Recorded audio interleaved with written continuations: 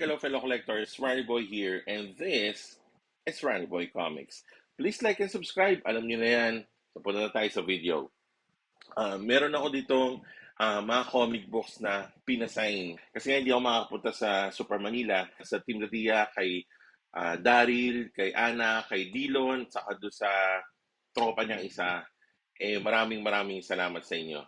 Okay, so ano ba itong pinasign ko mga comic books? So this is ay, pa nga may label pa nga. Absolute Flash #1. So, gawa to ni na Romulo Fajardo Jr., Jason Paz, and Carlo Pagulayan. Kompleto na rin, may pirma ng silang tatlo. Kulay pula pa. Bagay na bagay doon sa costume ni Absolute Flash. I believe first time na umattend si Romulo Fajardo Jr. Ayun, siya yung Rom. Siya yung makikita niyo sa mga cover na nakalagay, may parang may plus, tapos Rom. Siya yun. So, Romulo Fajardo Jr., thank you so much for signing my comic book. Salamat. Also, I have this one. Ito ang kwento na ito, last year, hindi ako nakapagpasign sa kanya. But this year, okay na, meron na. So, this is Dooms Division #1, signed ni Peach Momoko. Ayan. So, mission accomplished to kasi hindi nga ako nakapagpasign last year. Ayun. So, yun yung kwento no. So, this time, may pirma niya na. So, siyempre, naghanap rin ako ng comic book na Batman na gawa ni Peach Momoko. So, ito yun. Batman Black and White #1. Yan. Peach Momoko variant. Ayun, may signature niya. Ang lagi kong ginagawa, kapag yung artist, merong, i-check ko, kung nyari yung artist pupunta sa Pilipinas, i-check ko kung meron siyang gawa na Batman para ipapasend ko sa kanya. Henry Prasetya na TMNT Naruto na crossover. So, yun yung pirma niya. Malapit rin doon sa pangalan niya. Sa ginawa kong sticker. Ayun yung pirma niya, kulay green. Sir Roy Mercado. Na-meet ko na siya before, pero hindi pa ako nakapagpasign ng comic book. So, this time nakapagpasign na. Naka-gold pa siya makakolect. Ayan, si Sir Roy Mercado. Ito yung gawa niya from Marvel. This is Venom War Deadpool #3. Ito, hindi ko rin siya napasign nung unang punta niya dito sa Manila.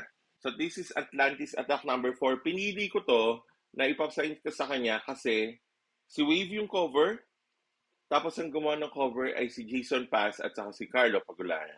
Siyempre, isasama ko talaga si Aryo Anindito. Ayan. Siya yung sa interior naman. Captain Marvel #37. Legacy numbering 171. Rian Gonzalez. First time sa Super Manila, Don Aguilio.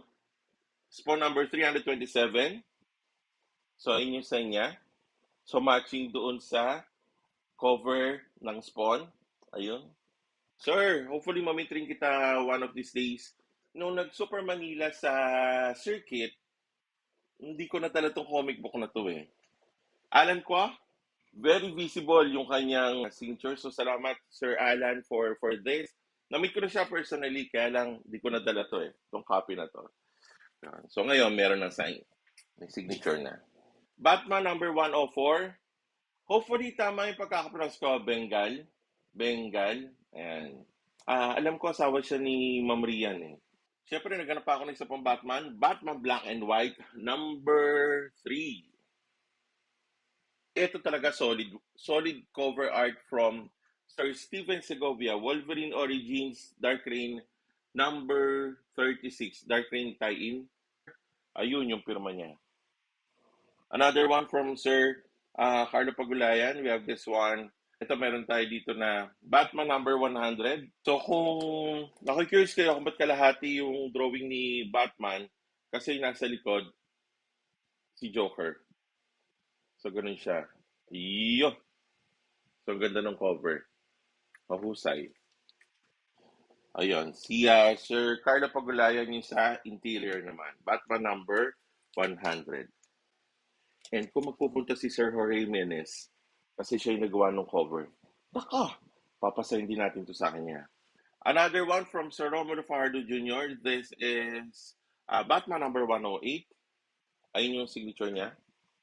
Manny Cabrera, Batman the Knight #1.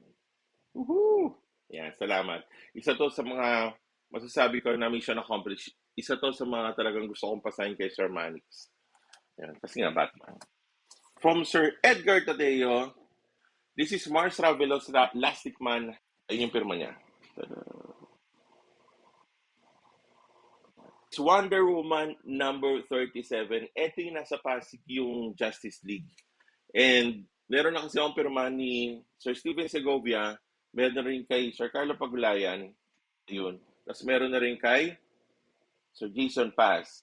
And then, ang wala na lang sa mga Filipino na artists na gumawa dito ay si Sir Romulo Fajardo Jr. Ayun siya. Ayan. Ayun. Naka-gold. Thank you so much for the assistance dun sa mga nagpa-sign nito para sa akin. Salamat. And hindi lang 'yan, nung mga nakaraang linggo, share ko na rin sa inyo. So, Sir Dex, thank you so much for this. So, ito yung ating Batman Gotham sampler. Number 1 preview to. So, Batman saka si Red Hood, ayun yung Batman. Kita niyo ba sa video? O yun, nasa gilid siya. Yun. Ito yun. Ayan. Okay. Thank you so much for this, Sir Dexter. And also, this binigay niyo sa akin to, itong Soul Jeepney. Ayan. So, sir, salamat for this. Okay, Absolute Batman number 1. This is for the Batman Day 2025. And this one. Okay, so thank you so much for the comic book, Sir Dexter, for the sticker. Actually, meron pa isang comic book ipopost ko siya para makita niyo. Punta lang kayo doon sa aking FB page na Ronnie Boy Comics, pati doon sa Instagram, Ronnie Boy Comics din yan. Ipopost ko doon yung isang comic book na binigay niya. And, si Sir J nagbigay din sa atin nito. Ito ay fresh na fresh sa Bayanihan Center last weekend. So, ito yung Guns and Zombies number 1, art by Sir Edward Santilla. Ayan, EGS. Ayan, yung grupo nila. So, salamat, Sir J, for giving me this. And I hope makita ko rin si Sir Edward Santilla one of these days. Ayan, mamit ko rin siya. Isa sa mga magagaling na artist, ang Pinoy artist natin. And also, this, binigay rin sa akin to ni Sir J. Ayan, Pet Mara. So, bibigyan natin to kay Bansay at kay sa grupo nila, kay Bansay, kay Sarge, kay Brownie, at kay Whitey. So yun mga collect. Again, maraming salamat sa mga nagbigay ng comics, sa mga nagpasign ng comic books ko. So maraming salamat sa inyo lahat.